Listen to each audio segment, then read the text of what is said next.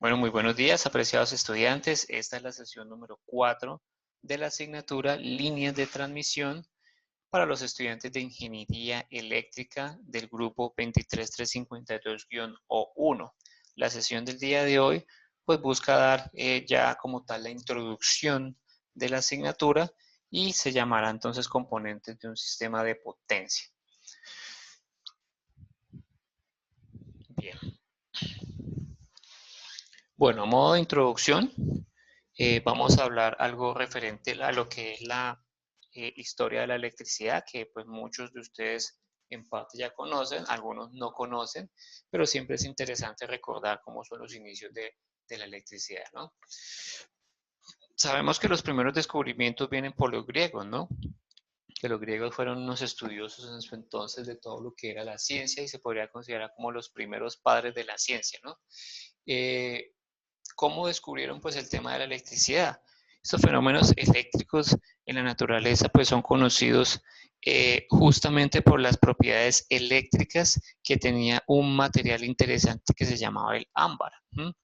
El ámbar era como una especie de resina vegetal fosilizada y ¿qué es lo que pasaba? Cuando se hacía un proceso de frotación, o sea, uno como que frotaba el material, llegaba al punto en el que como que se generaban algunos efectos interesantes.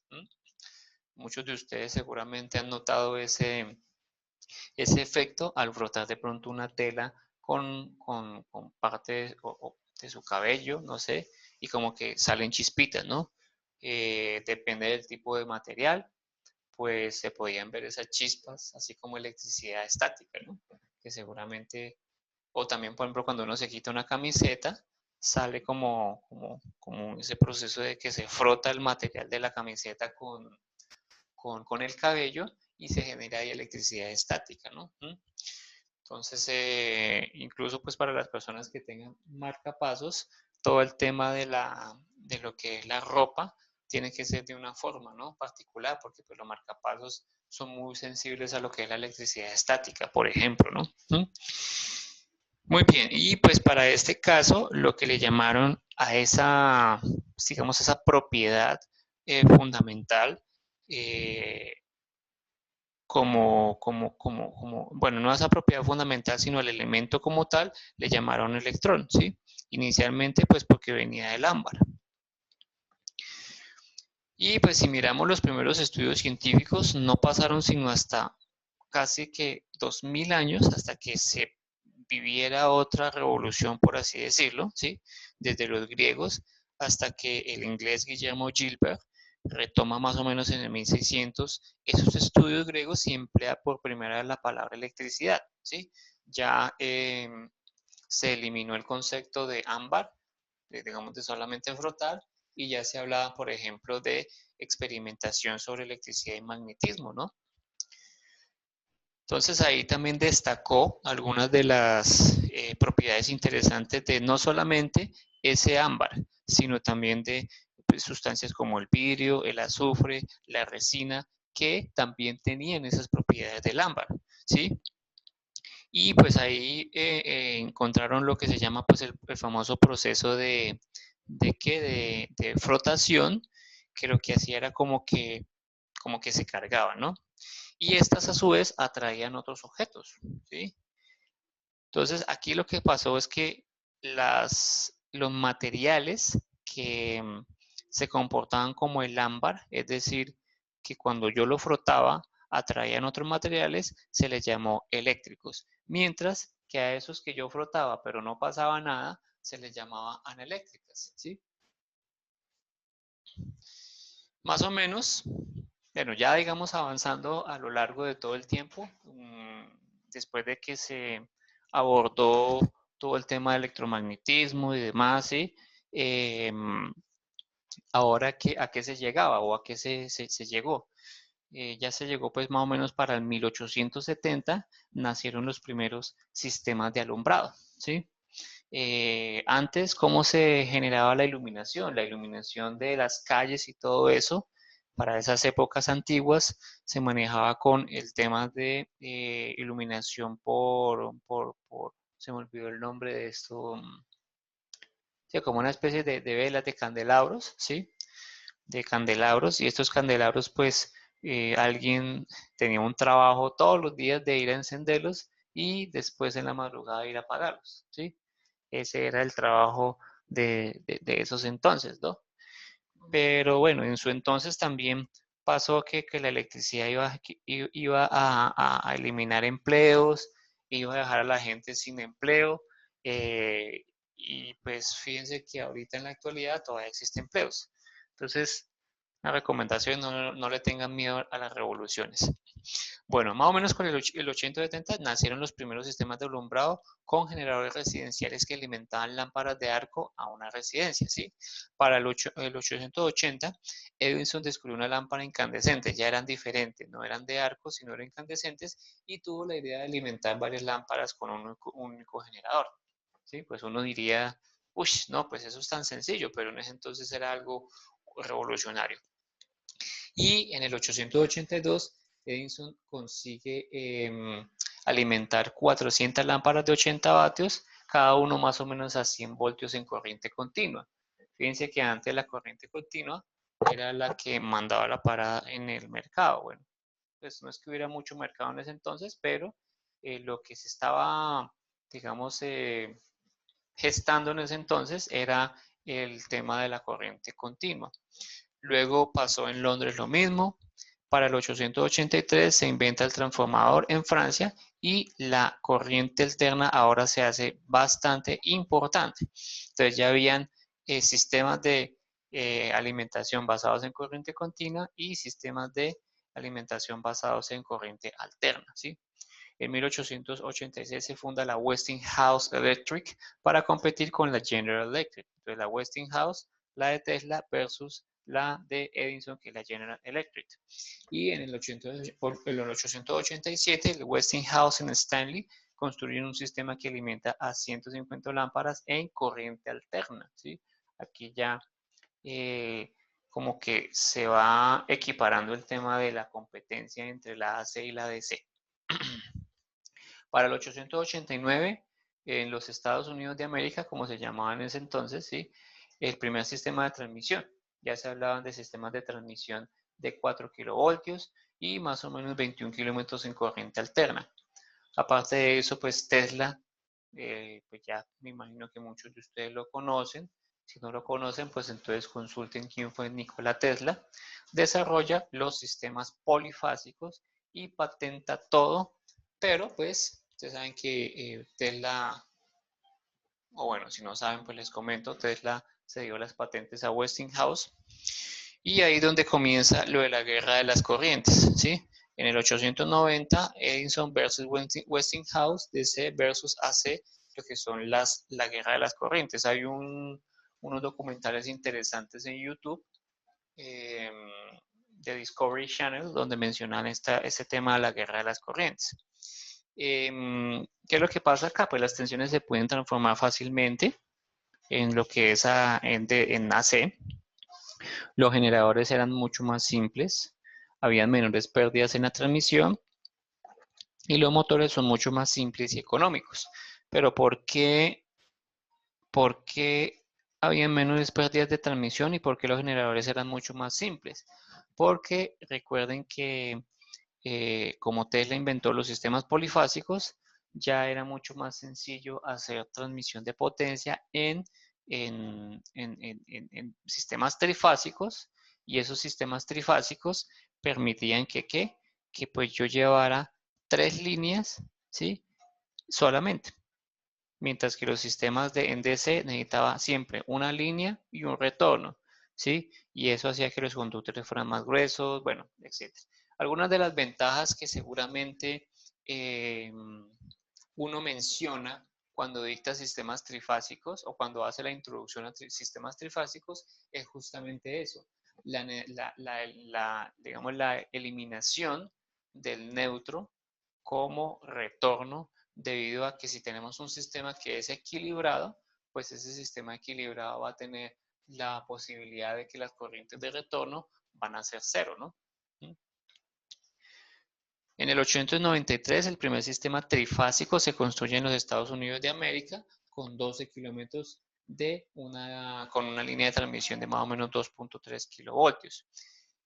Y ahora venía el problema, ¿no? Acuérdense que pues en DC no había problemas de frecuencia, porque el DC tiene frecuencia, bueno, uno puede asumir que el DC tiene una frecuencia cero, ¿no? O sea, no oscila. Y si todos los sistemas eran DC, pues ese no sería ningún problema. El problema surgió cuando ya se implementó y ganó la corriente AC de cómo deberían poner de acuerdo los sistemas, ¿no? Había gente que colocaba frecuencias de 25, de 50, de 60, de 125, de 133, ¿sí? Pero pues ustedes más o menos ya sospechan qué pasó, ¿no? Entonces, luego el problema era cómo hacíamos nosotros para abordar el tema de la tensión, o sea, cuáles eran las tensiones que deberían tenerse para las líneas de transmisión, ¿sí? Porque había modelos de 4, de 3, de 12, de 44, de 60, etcétera, ¿sí? Y finalmente, pues todo eso fue, digamos, estandarizado, quedando pues tensiones de líneas de transmisión como 13.8, como 34.5, como 115, 138, 161 y 230, ¿no? Y para alto voltaje, high voltage, ese HV es high voltage, sería 345, 500 y 765. Pues, bueno, perdón, miento, aquí es media tensión, o sea, 13.8, 34.5 se considera media tensión de acuerdo al RETIE, ¿no? Este de 115, 138, 161, 230 se conoce como high voltage y el 345, 500 y 765 se conoce como extra high voltage, o sea, extra alta tensión.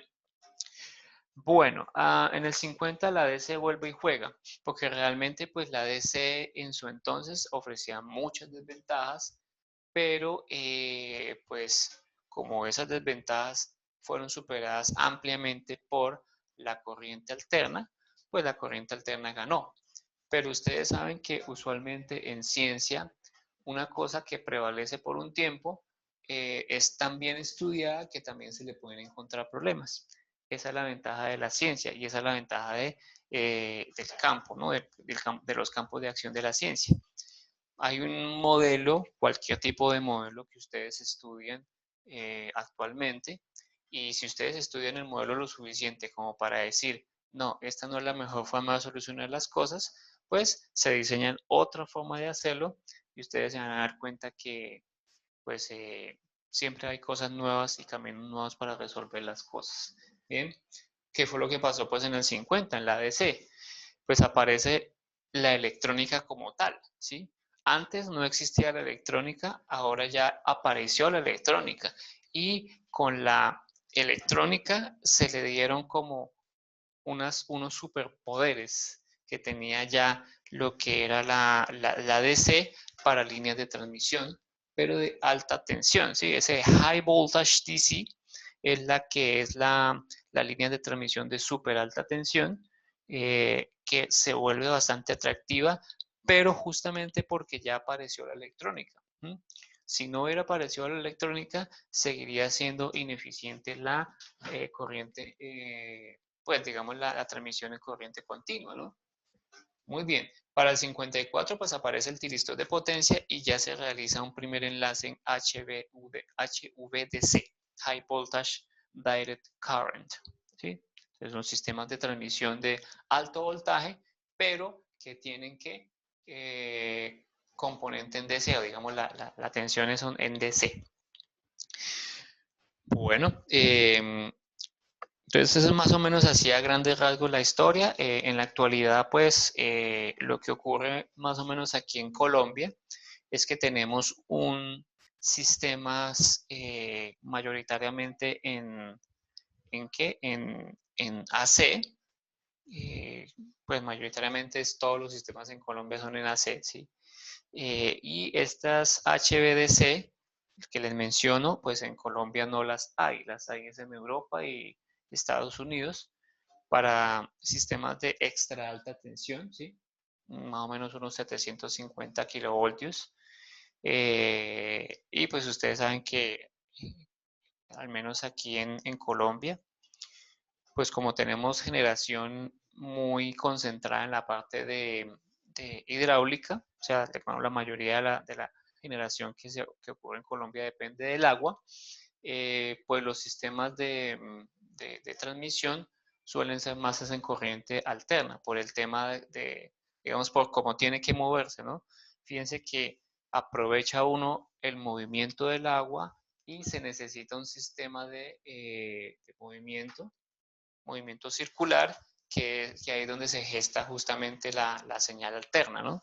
¿Sí? Esa señal alterna que permite que haya la electricidad aquí en Colombia. Entonces, como tal, la dependencia notable de lo que es los sistemas hidráulicos para la generación de energía es lo que hace que en Colombia pues no exista tanto lo que son las líneas de transmisión en HVC, UDC. ¿Sí? Usualmente estos sistemas se utilizan para generación que no es tan, no depende de partes móviles, como por ejemplo esos generadores hidráulicos, sino para sistemas de alta tensión como paneles fotovoltaicos, bueno, digamos sistemas de generación más bien como paneles fotovoltaicos, ¿no? Que es una de las modas en la actualidad para la generación de electricidad en Europa, todo lo que es paneles fotovoltaicos, ¿no? Ustedes saben que ahorita está plagado de eso, entonces se necesitan sistemas de transmisión que también sean eficientes, ¿sí? Por eso la HVDC es muy atractiva para todos esos sistemas de generación. Por mucho, pues aquí en Colombia hasta ahora estamos iniciando con el tema regulatorio y demás de los sistemas fotovoltaicos, ¿no? Bien. Entonces, si nos damos cuenta de la representación de un sistema eléctrico de potencia en general, lo que siempre vamos a tener es un sistema donde se consigue la energía, ¿sí? Para ser transformada en uso final, ¿sí? Pues, si vamos a hablar de las formas de energía, va a haber una asignatura propia para que ustedes trabajen con todo este tema de generación, ¿sí? La generación, pues, viene hacia grandes rasgos desde varios puntos de generación, tales como por ejemplo las plantas de coal, es carbón, ¿sí? Plantas de carbón. En Colombia tiene unas generadoras, esas se llaman las generadoras térmicas, y esas térmicas son a base de carbón, ¿sí? Ese carbón pues se transforma mediante sistema de, un sistema de vapor, o sea, lo que hace es calentar unas calderas y esas calderas hacen generar unas turbinas y esas turbinas a su vez hacen que se genere la electricidad, ¿sí? Se transporta pues a los diferentes sitios donde se usa. Entonces, fíjense que aquí en pantalla estamos viendo a las plantas industriales, Industrial Power Plant, y en la Factory, que son también las industrias, ¿sí? Las fábricas, en este caso Factory es fábrica, pero también hay un apartado en las nubecitas que se ven de color rojo y en las nubecitas que se ven de color amarillo, que son sistemas de transmisión. Necesito llevar la electricidad hacia otros puntos, ¿no? Y hay diferentes clases de industrias en donde, si ustedes se dan cuenta, hay unos consumos determinados en función de la actividad económica, ¿no? Aquí vemos, por ejemplo, que son aproximadamente 30 megavatios y pues eso hace que se genere también unos niveles de tensión apropiados para esos niveles de potencia. Lo mismo para otro. Entonces, fíjense que aquí tenemos plantas arriba de carbón que están añadiendo potencia al sistema de potencia, ¿sí? También tenemos aquí plantas nucleares, ¿sí? Que también añaden potencia al sistema de potencia, ¿no? Y aquí tenemos plantas hidroeléctricas que también añaden potencia al sistema de potencia. Entonces, esto es lo que se llama como una generación diversificada, ¿no? Diversificada porque no dependemos de solamente un sistema de generación. ¿Cómo es Colombia? Pues Colombia no es como esto. Colombia no tiene plantas nucleares, por ejemplo, ¿sí? Solamente tiene sistemas de generación basado en carbón, tiene sistemas de generación mayoritariamente como lo que se llaman las plantas hidroeléctricas, pues porque Colombia tiene bastantes recursos hídricos, por eso pues depende mucho del agua, y por eso es que en la actualidad, a pesar de que se tiene, digamos, una fuerte dependencia del agua, no se puede depender totalmente del agua. Porque hay unos fenómenos naturales que seguramente también han conocido ustedes, el fenómeno de la Niña, que hace que los embalses donde se tiene el agua, pues haya un bajón en los embalses, ¿no? Debido pues a las sequías que se generan. El agua se evapora inevitablemente, ¿no? Y si no hay agua para hacer la generación de electricidad, pues nosotros quedamos como, como, como muy dependientes de la electricidad basado en generación hidráulica y eso hace que no sea una muy buena opción. Por eso pues Colombia ha impulsado otro tipo también de generaciones y le está abriendo campo al tema de generación para modelos alternativos, como por ejemplo lo que está en la actualidad, que es la generación fotovoltaica. ¿Listo? Aunque también han habido otro tipo de culturas, como también el ahorro, ¿no? Por eso es que existen los dichosos racionamientos, porque si ustedes entienden más o menos la ley de la conservación de la potencia, saben que si la demanda, es decir, la carga que se está pidiendo, ¿sí? Digamos, los usuarios piden una carga, una demanda, ¿sí?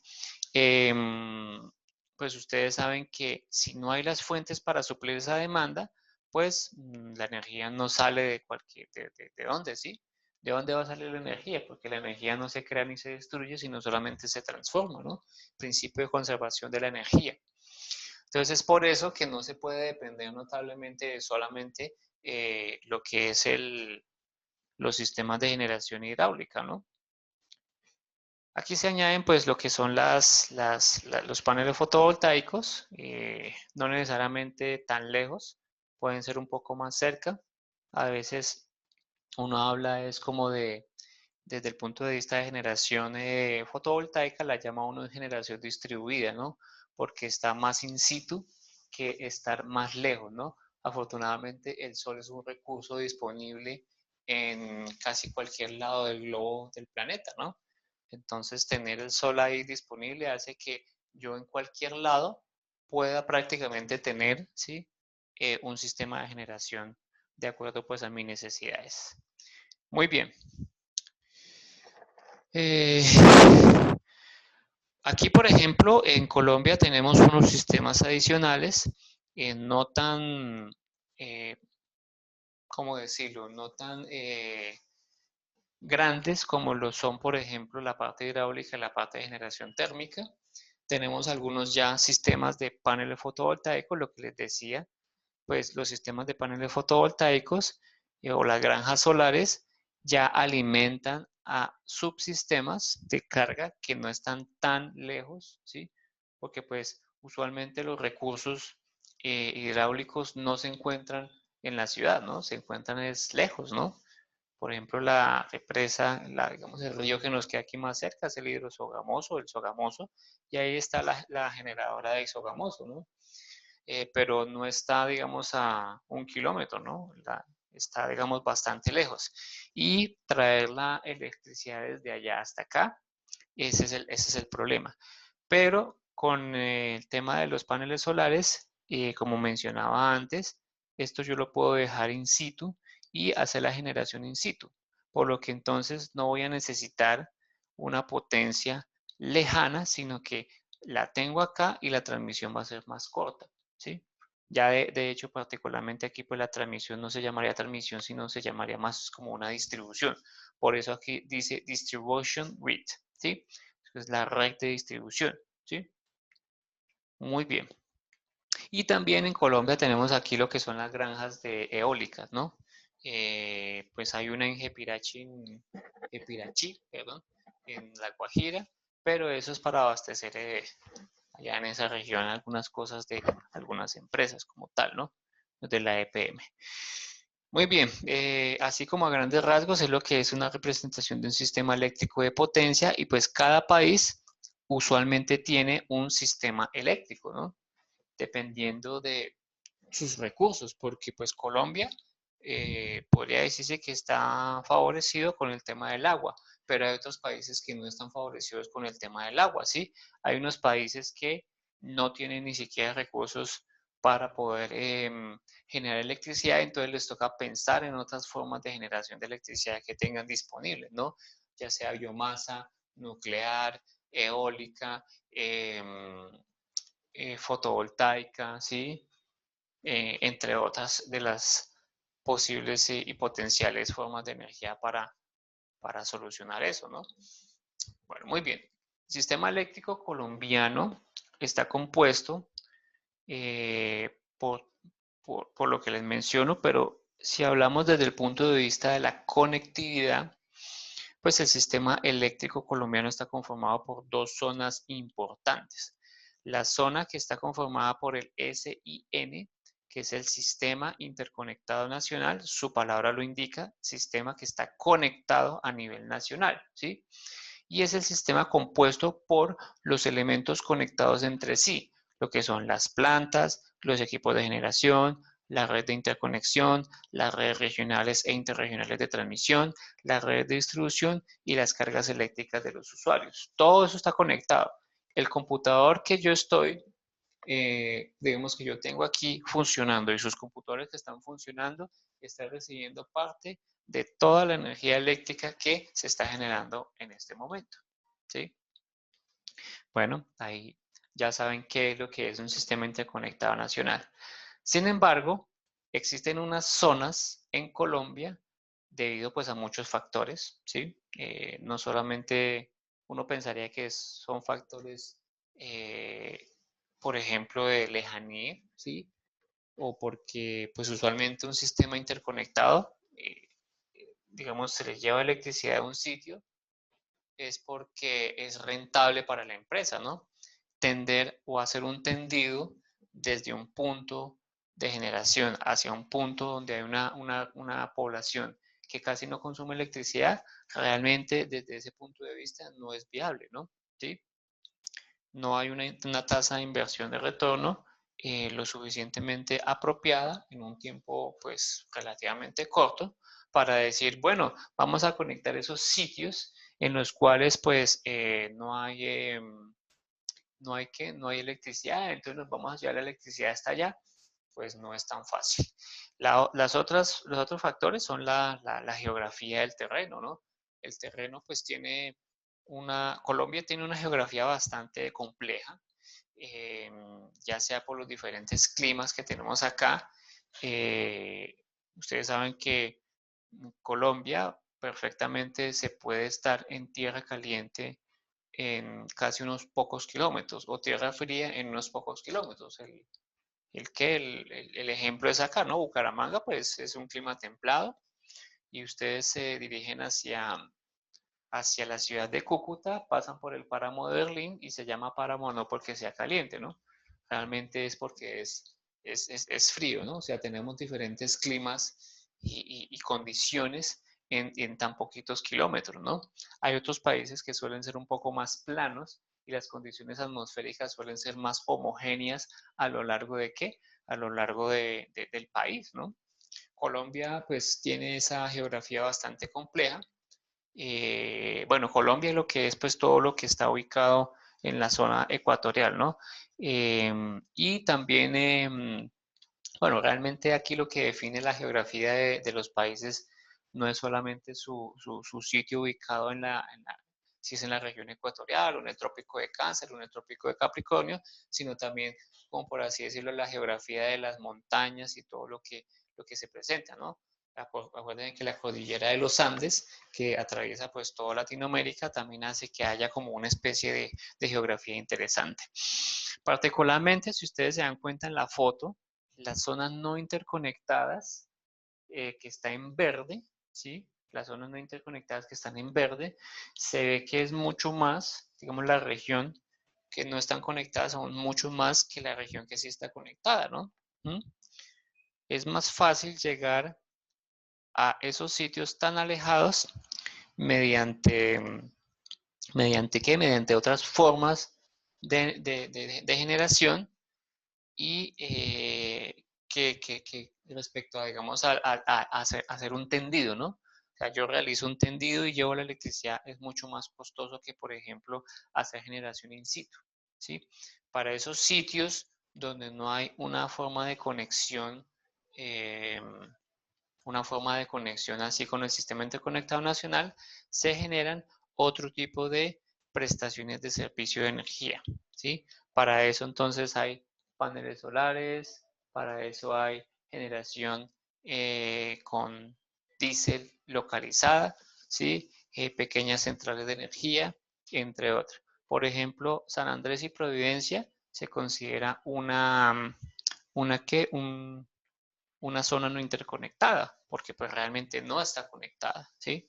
No hay algo que me diga, bueno, yo voy a colocar el tendido del sistema nacional hasta San Andrés y Providencia y la electricidad que se genera aquí en Colombia, pues también se lleva ya a San Andrés y Providencia, no, para nada.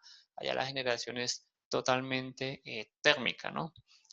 Eh, por eso es que la electricidad allá en San Andrés y Providencia es súper costosa, ¿no? Y por eso es que tampoco allá es que se permitan muchas personas y la residencia ya no es tan fácil, ¿no?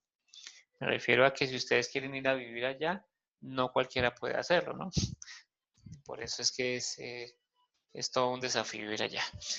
Bueno, y lo mismo pues para las otras zonas, ¿no? Las otras zonas. Particularmente Colombia tiene unos bosques bastante amplios para la zona de la Amazonía y la Orinoquía, ¿no? Si ustedes se dan cuenta ahí en verde, para el lado de lo que es Puerto Carreño, Bichada, Vaupés, ¿sí?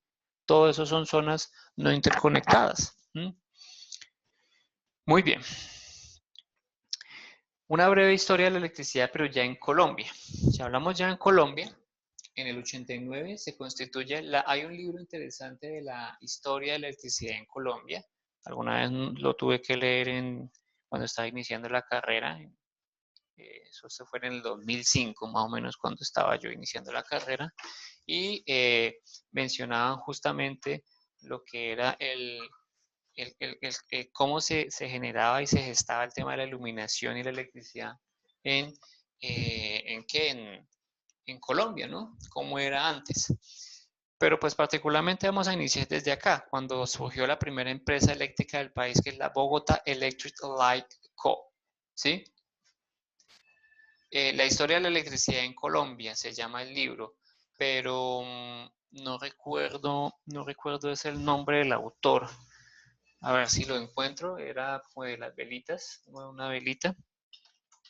Historia de la electricidad en Colombia.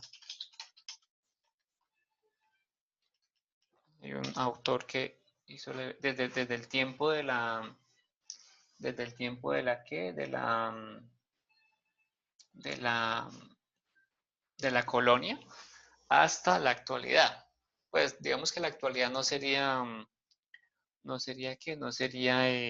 tan actual, porque pues ese libro es más o menos como del 2000 alguito, si mal no estoy. Entonces, hasta donde llegó ahí. Me queda pendiente,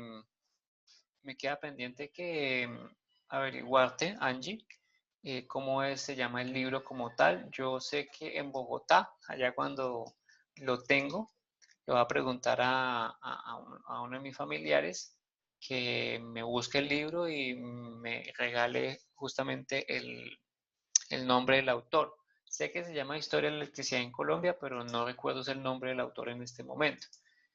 Bien, ahí ustedes pueden encontrar detalles interesantes de lo que es la historia de la electricidad en Colombia.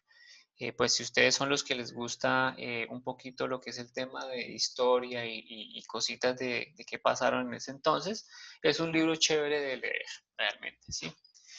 Si no, pues aquí les puedo hacer un breve resumen de lo que es la electricidad en Colombia. Y particularmente, pues, inicialmente con la primera empresa eléctrica del país, que es la Bogotá Electric Light Co. ¿Por qué se llamó Light? Porque realmente era eléctrica del país, pero solamente iba a suministrar energía eléctrica para iluminación, ¿sí? O sea, todo inició con la iluminación. Todavía no existían que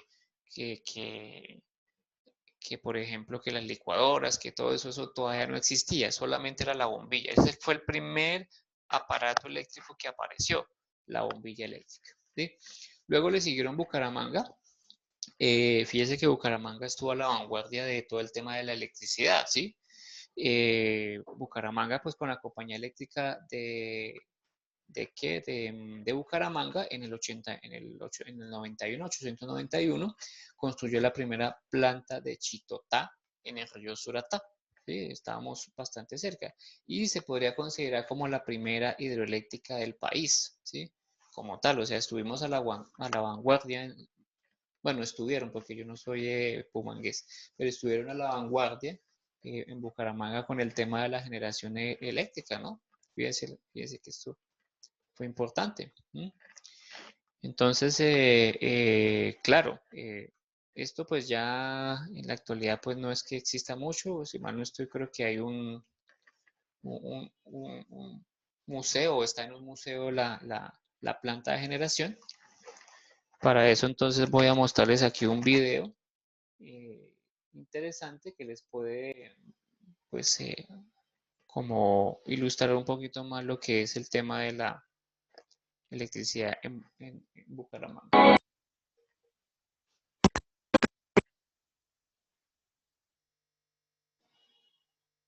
Permítanme un segundo a ver qué está pasando acá.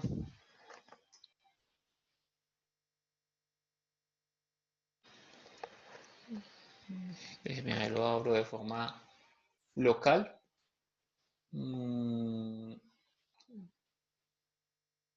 Material de clase, los videos y...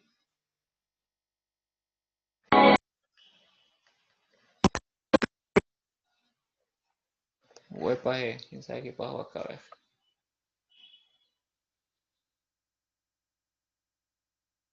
Vamos a ver si hay otro video para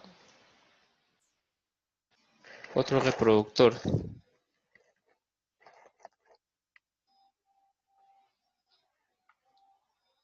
Recordando la historia de nuestra querida Bucaramanga, nos encontramos con la llegada de la energía. ¿Me confirman si están escuchando el audio, por favor? Sí, profe. Excelente, listo. Entonces ya lo voy a colocar desde el inicio para que vean. Son más o menos unos 6 minuticos, si mal no estoy. Espérate un segundo, miro acá, para que lo veamos. Recordando la historia de nuestra querida Bucaramanga, nos encontramos con la llegada de la energía eléctrica a la ciudad bonita.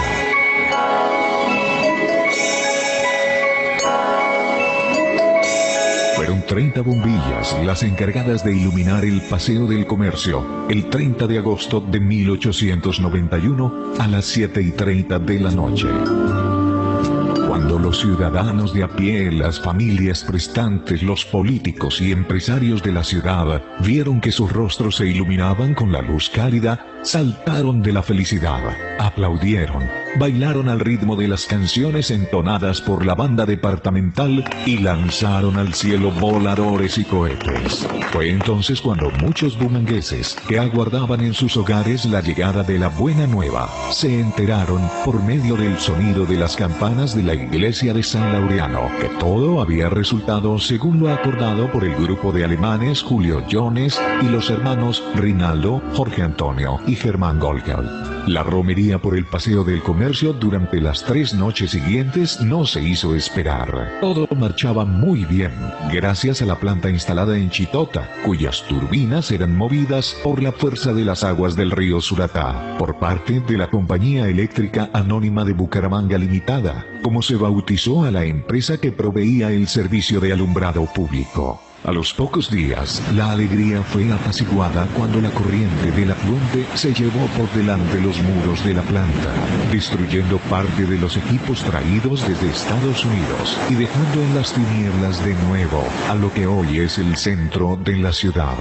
Los empresarios, autoridades y la ciudadanía del común emprendieron una campaña para recoger recursos y regresar el fluido eléctrico a la ciudad, pues todos lamentaban lo ocurrido. Se invirtieron 8.000 pesos. Se trabajó durante 3 meses aproximadamente y el 20 de noviembre de ese año regresó el alumbrado público al Paseo del Comercio. No obstante, los miembros de la compañía eléctrica se trazaron un nuevo reto: llevar la luz hasta los hogares, sueño que no tardó en hacerse realidad, ya que el 26 de noviembre de 1891, los salones y salas de tradicionales lugares, como el Club del Comercio, se vieron iluminados por las pequeñas bombillas. La llegada de la luz a la ciudad trajo consigo la revolución de la industria santandereana, un cambio en las costumbres de las familias de la región y sobre todo fue la puerta de entrada para el cine y para que años después llegaran los electrodomésticos como las planchas, las neveras y los televisores. La llegada de la luz eléctrica a la ciudad también trajo las nomenclaturas para las casas, los contadores y muchos cambios en la vida doméstica. En un principio se cobraba por el número de bombillas instaladas, pero cuando llegaron los electrodomésticos como la plancha, la nevera y la licuadora, se hizo necesaria una reestructuración y un pago mensual. Con esto aparece el robo de bombillos. En el año 1922, incluso se robaban hasta los bombillos instalados en los cementerios. Es entonces cuando el alcalde de turno decreta la adopción de bombillos de colores para los distintos sectores de la ciudad. Para las zonas de tolerancia, cantinas y prostíbulos eran utilizados los bombillos de color rojo. Para las farmacias de turno, bombillos de color azul. Y para las casas, la luz cálida. Todos estaban protegidos por mallas o jaulas que no permitían a los amigos de lo ajeno quitarlos de las entradas de las casas. Antes de la llegada de la plancha, Bucaramanga fue invadida por la venta de neveras, que motivaron la creación de fábricas dedicadas a la venta de hielo. Lo primero que hicieron las señoras en las casas fue vender helados de palito, que les sirvió para el sustento de sus hogares. Gracias al fluido eléctrico, Bucaramanga empezó a consumir bebidas gaseosas que se importaban desde Cúcuta y Medellín. Esto da entrada a la apertura de la fábrica Y Pinto, de Hipólito Pinto, quien se encargó de producir la tradicional bebida de la región, cola y pinto. Para 1930 se da en Bucaramanga la apertura de tradicionales sitios de encuentro como el Café Inglés, situado en la calle del Comercio, entre las carreras 15 y 16, así como el Café Centenario y el Sol y Sombra. Es entonces cuando inician las tertulias masculinas, acompañadas de todo tipo de tragos, todo motivado por la luz. La llegada del cine también transforma la sociedad de ese momento. Los periódicos de aquellos días narran en sus páginas el raro comportamiento que adoptaron los pumangueses en teatros como el Peralta y el Guernica, pues a pesar de ver películas mudas, nadie se quedaba callado y muchos solo se dedicaban a la rechifla. Aparecen fábricas como Chocolate San José, para lo cual fue necesario levantar una hidroeléctrica que se llamó La Cómoda. También aparecieron los electricistas. Se da la apertura del bachillerato en la nocturna para los trabajadores analfabetas y se crean instituciones educativas dedicadas al aprendizaje técnico. Estas y cientos de historias más se conservan en el libro 120 años de luz y fuerza en Santander, que prueba una vez más que es necesario reconstruir nuestra historia para conservar nuestra memoria. Este martes 30 de agosto de 2016 se cumplen 125 años de la llegada de la energía eléctrica a nuestra ciudad. La luz eléctrica también hace parte de la historia de nuestra querida Bucaramanga. Bueno, entonces, si ustedes se dieron cuenta, bastante interesante este tema de la electricidad, pues justamente en Bucaramanga. Y una moraleja de esta historia, ¿no? Pues digamos de pues, lo que ha sido pues, la electricidad en sus tiempos de gestación hasta la actualidad. Eh, Antes, pues no se tenía como una sociedad centrada, digamos, en la electricidad. En la actualidad, pues ya sin electricidad no se puede pensar una sociedad como la que está en la actualidad, ¿no? Y pues otra cosa, si algunos de ustedes son de algunas veredas o pueblos donde la electricidad pues no es una de las bendiciones, por así decirlo, para las personas que se encuentran residentes en esos sitios, un deber ser, desde el punto de vista de su competencia o, digamos, su visión profesional, pues sería pensar en ese tipo de poblaciones de las que ustedes pues pertenecen, ¿no? Eh, pues ya sea porque pertenecen a alguna comunidad indígena, porque conocen a alguien que está y que es de pronto compañero suyo que vive pues en esas comunidades, o ya sea porque ustedes mismos viven esa situación. Entonces, la lucha también es para que cuando ustedes sean profesionales puedan pensar en proyectos de inversión para para esas falencias que tiene todavía el país. Si ustedes se dieron cuenta en la, en la, en la diapositiva de las zonas no interconectadas, todavía hay bastantes, ¿no? Bueno, es que también las zonas interconectadas, si ustedes viajan por allá algún día, se van a dar cuenta que las poblaciones también son muy pocas, ¿no? ¿Cuántos municipios tiene el departamento de Santander? Muchísimos. No estoy seguro cuántos, pero al menos unos 80, 90, diría yo, alrededor. ¿Cuántos municipios, por ejemplo, tiene el departamento de Baupés, cuya capital es Mitú? ¿Sí? 4 o 5. Entonces, digamos que la población también es mucho más desagregada, ¿no? Pero eso no significa que no tengan ustedes como la visión en un futuro de pensar en ese tipo de poblaciones si ustedes llegan a venir de allá, o simplemente porque puede ser una visión que tienen para el futuro. Generar soluciones ingenieriles, ¿sí?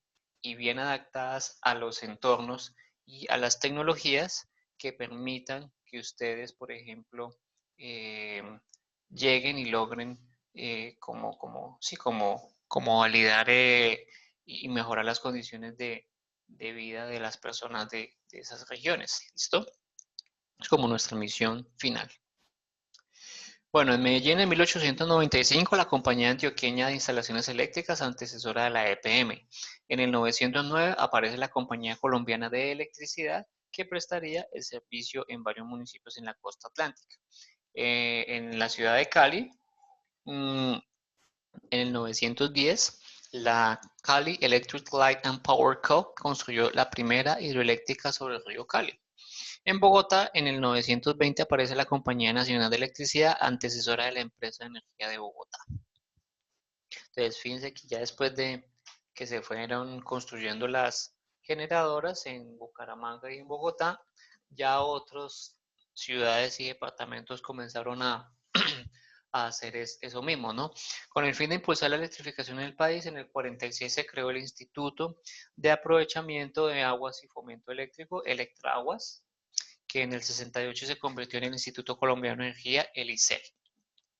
En la década del 50 se empezó a hablar de la interconexión de sistemas regionales, idea que solo se materializó con la creación de la interconexión eléctrica ISA, que es la que actualmente todavía se encuentra interconectando el país. ¿Sí? ISA también tiene una versión, una filial que es ISAGEM, pero esa es de generación. ISA aquí es principalmente transmisión. En el 91 y en el 92 se produjo el racionamiento más fuerte de la historia. No creo que estuvieran ustedes, muchos de ustedes no tienen la edad para haber vivido eso, otros de pronto sí, no, creo que no, porque aquí la mayoría tienen 20, 21 y eso ocurrió justamente hace 20, 21 años, entonces no creo que se acuerden. De pronto pueden tenerlo presente porque sus padres les comentaron algo de eso. Ocurrió el más grande razonamiento de energía eléctrica justamente por lo que les decía, compañeros. ¿Qué fue lo que pasó? Pues esa dependencia absurda de solamente un recurso hizo que pues el país se confiara y pues los embalses bajaran el nivel tanto que pues tocó hacer un razonamiento, un racionamiento, el más grande de la historia reciente del país. Entonces, en ese entonces, el sistema estaba a cargo de las empresas estatales. Corrupción a la lata, ¿sí? No era eficiente.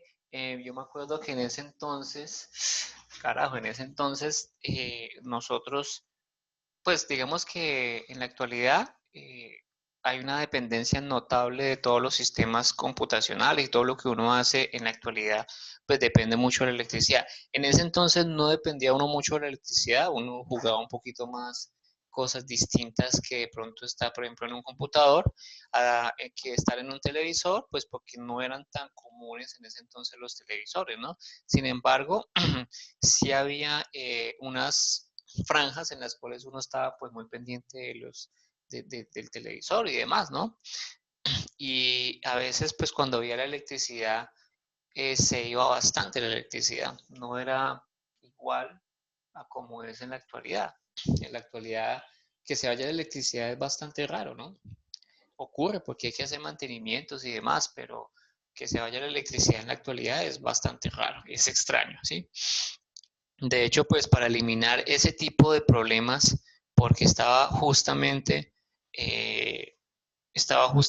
como supeditado a las empresas estatales, desafortunadamente lo estatal suele ser bastante ineficiente, pues en la Constitución del 91 se admitió el concepto de competencia, ¿sí?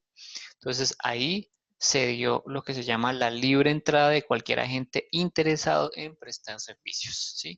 Entonces, con las leyes del 40, de las leyes de servicios públicos domiciliarios del 1994, la famosa ley eléctrica buscaba mejorar el sistema eléctrico colombiano para atender la demanda creciente, porque la demanda siempre ha sido creciente, ¿sí? Y hay que satisfacerla, ¿no?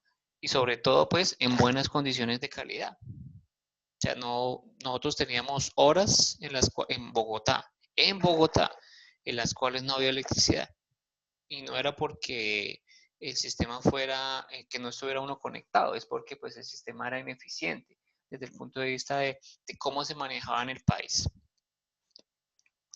Del 92 al 94 se crea la Comisión de Regulación de Energía y Gas, la que ustedes conocen en la actualidad como la CREC, y es uno de los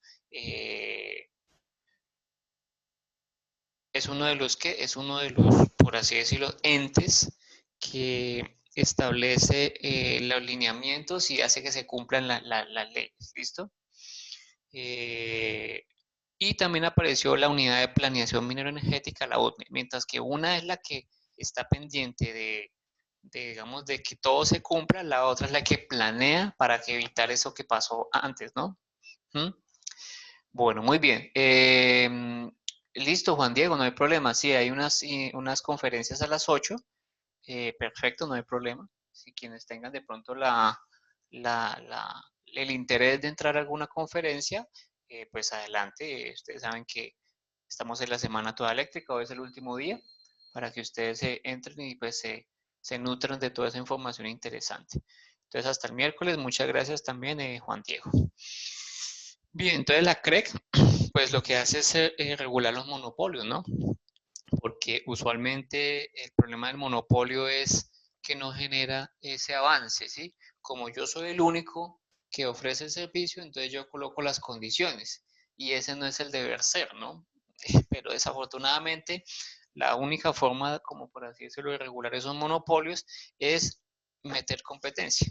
Como hay otros que están buscando satisfacer el mercado, pues seguramente la competencia hace que el otro también, el que es el monopolio, se ponga las pilas, ¿no?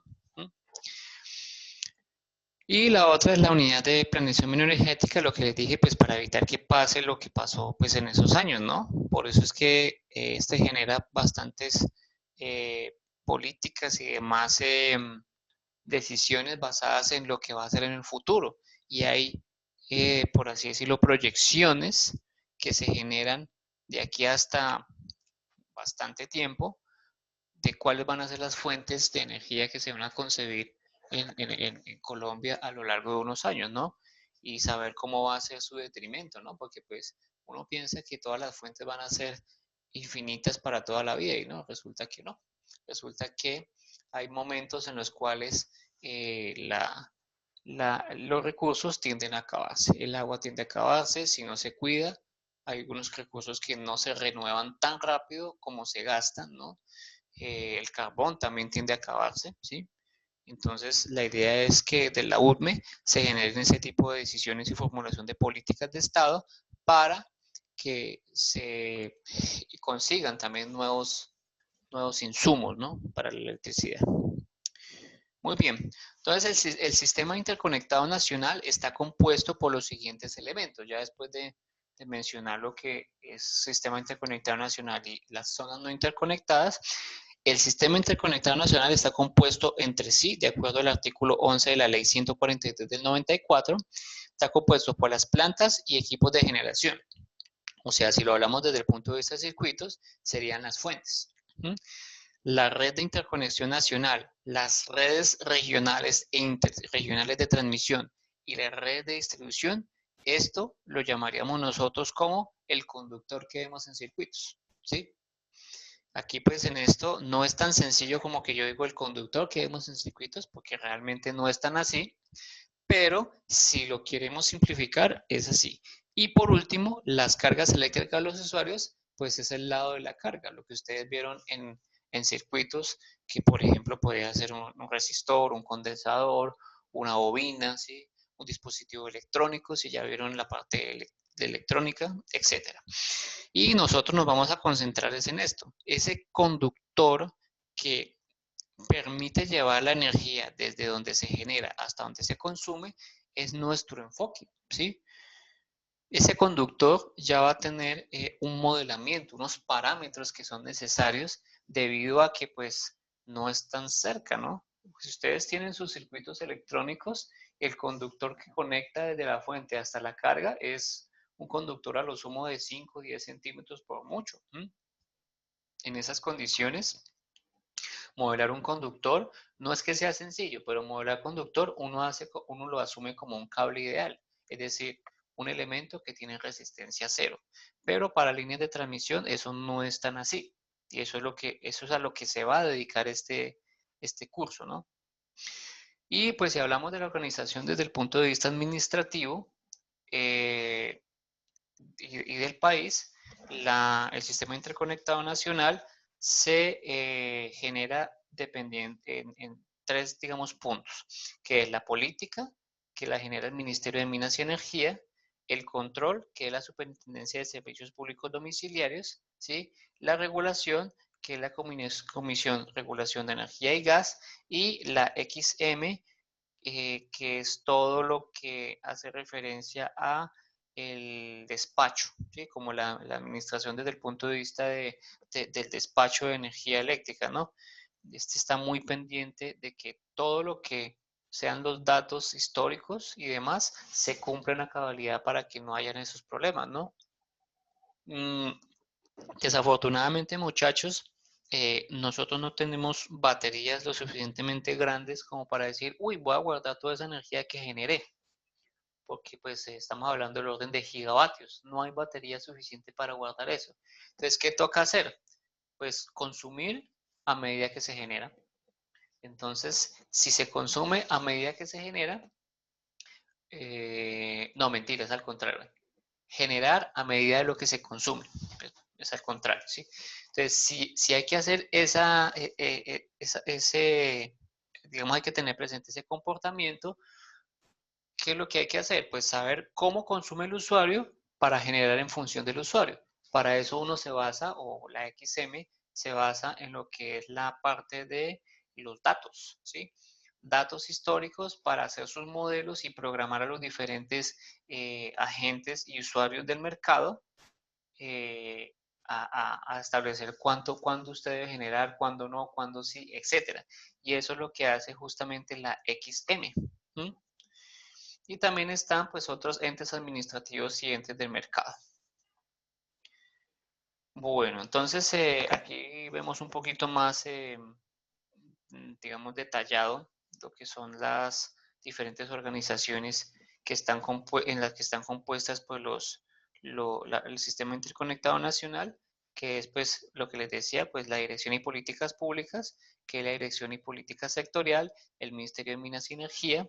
En cuanto a planeación, regulación, vigilancia y control, que está la planeación de la UTME, que es la Unidad de Planeación Mineroenergética, la regulación, que es la CREC, y la vigilancia y control, que es la Superintendencia de Servicios Públicos. En cuanto a operación, pues está el Centro Nacional de Despacho, operación del sistema, la operación de todo lo que es el mercadeo es la SIC, la Administradora de Sistema de Intercambios Comerciales, y el Consejo de Comité, pues el Consejo Nacional de Operación, y como tal los agentes de la cadena son la generación, la transmisión, la distribución, la comercialización y los usuarios, ¿sí?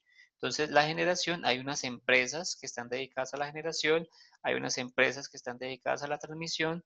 Bueno, realmente aquí no hay unas empresas, hay una empresa nomás. Aquí,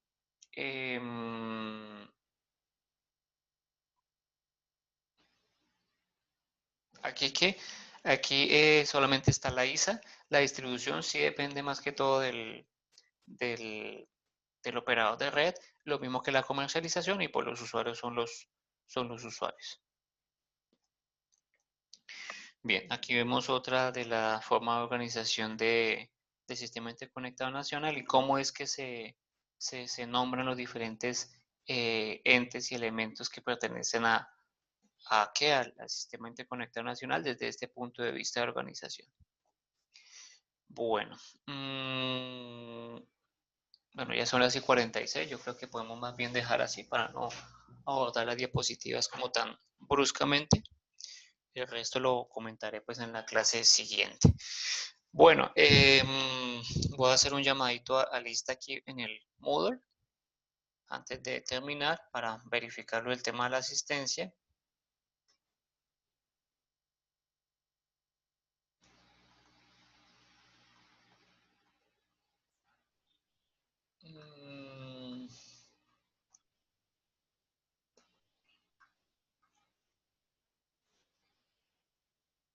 Volver a mi rol normal.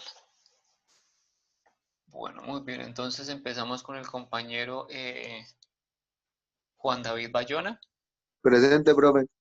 Bueno, Giselle Zulema. Presente, profe.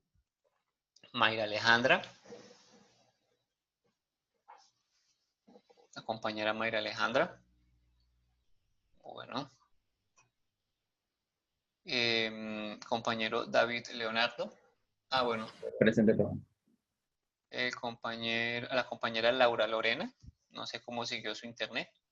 Presente, profe. Ok, Jesús David. Presente, profe. Juan Pablo Jaimes. Presente, profesor. Perfecto. Juan Pablo Camilo Andrés Lemus. Presente, profe. Gracias. Cristian Duán. Compañero Cristian Duán. Bueno, parece que no está el compañero Cristian Duán. Seguimos con el compañero Gabriel Felipe. Profe, él está en sala de espera, es que se le cae el internet bastante. Compañero Gabriel Felipe, listo, sí. Ahí está el compañero. Muy bien. Joan Sebastián. Presente, profe. Gracias. César Antonio. Compañero César Antonio. No está.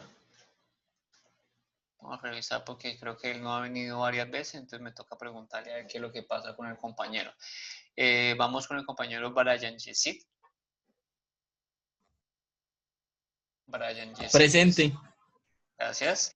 Compañero Ricardo Steven.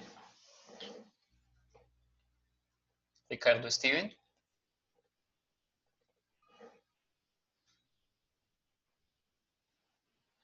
Parece que no está el compañero.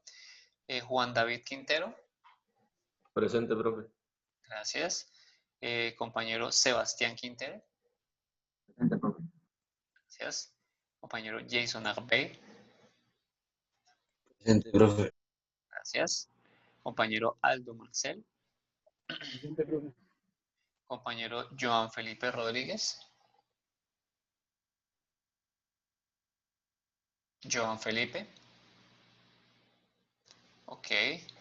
La compañerita Angie Judith. Presente, profe. Gracias.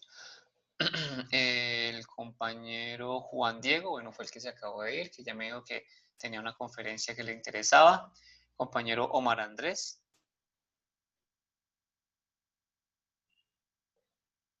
Omar Andrés. Bueno, compañero.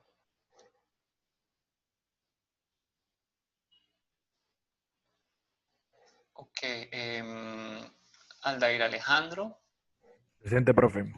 Perfecto, el compañero Omar Andrés no está. Bueno. Y por último, el compañero José Daniel. Presente, profe. Perfecto. Muy bien. Pregunta la compañerita Angie, que los documentos de cada línea son muchos. ¿Cómo nos recomienda que? No, digamos los documentos de la línea como tal no deben abordar todos los documentos, sino que tienen que abordar el de la convocatoria, los términos de la convocatoria. ¿Listo? En los términos de la convocatoria hay una ficha donde les dicen qué es lo que hay que hacer en cada uno de las, digamos, de los aspectos del diseño de la línea de transmisión. Bien, entonces para eso ustedes toman solamente el que dice términos de convocatoria y ese es el que van a abordar. Mi recomendación para que ustedes sepan más o menos cómo es cualquiera de las líneas de transmisión, porque la idea es que ustedes escojan una y de pronto eh, que seleccionen una que les guste más que otra, ¿no? Aunque finalmente todos los diseños son de 500 kilovoltios, puede que alguno esté más enfocado, por ejemplo, en una región que le interese, como por ejemplo región Caribe, otra región de pronto pacífica, ¿sí? Puede que haya unos cambios entre uno y el otro. Entonces, lo que tienen que ustedes, como de alguna forma, abordar es el documento de términos de convocatoria y miran cómo está con detalle todo lo que hace referencia a esa convocatoria. ¿Listo? No sé si con eso respondo tu pregunta o si deseas un poquito más de especificidad. No, sí, profe, es que usted nos decía el por qué, o sea, no es más bien una argumentación técnica, sino de que lo elegí porque de pronto me interesa esa región o algo así, o usted quiere como una argumentación más Claro, técnica, no. claro. Al iniciar, cuando hablamos de la parte de escogencia, de la decisión de la escogencia, pues hay inicialmente una argumentación desde el punto de vista de gusto, ¿sí? Pero también es posible que ustedes conciban una argumentación técnica, ¿sí? Entonces, ahí los dejo a libertad de cómo ustedes, dentro de su haber, seleccionan uno o lo otro. Por eso la recomendación es que revisen varios, o al menos revisen unos 2 o 3, y ustedes digan, no, pues entre el primero y el segundo me gustó este porque aquí trata de manejar ciertos aspectos que en el otro no se maneja, por ejemplo, aunque casi todos son muy similares porque las líneas de transmisión suelen ser muy similares, ¿sí? Pues entre una y la otra sería que consideraran un aspecto posiblemente técnico. ¿Listo? Ah, bueno, profesor, gracias. Bueno, muy bien. Listo. Bueno, pues yo creo que no sé si hay alguna otra pregunta. Profe, qué pena. Lo que pasa es que a mí sigue sin salirme el grupo de Teams y yo ya le había enviado el correo a su merced, se lo envié antes de ayer, la última sesión. Perfecto, listo. Déjame revisar porque yo no he revisado el Teams. Déjame, ya lo revisamos de una vez. Vale, Miremos aquí profe, gracias. los miembros. ¿Cuáles son los miembros? Administrar el equipo. Y miramos los miembros invitados. Ah, claro, tú no estás acá o alguien falta acá, mejor dicho. Alguien falta acá. Entonces, ¿cómo es que es tu nombre, compañero? José Daniel Velasco. José Daniel Velasco. Si es posible que no esté. Vamos aquí a agregar miembro. ¿Y cómo es que es tu correo institucional? Sí, señores. José, José 218-0219. 218. Debe ser este, ¿no? Mira, Sí, José sí, sí. Velasco. No sé si estás viendo ahí en pantalla. Sí, sí, señor. Creía. Y le voy a decir aquí agregar.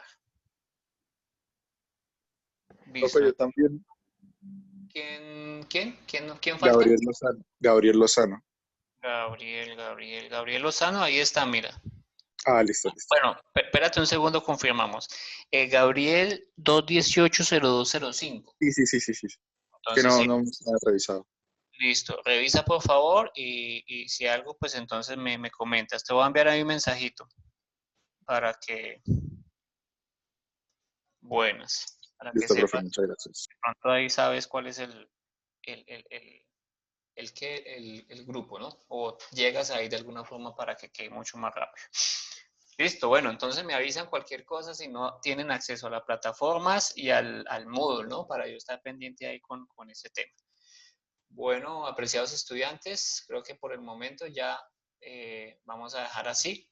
Les deseo entonces un excelente día y muchas gracias por su asistencia. Hasta luego. Nos vemos el día miércoles. Listo, profe.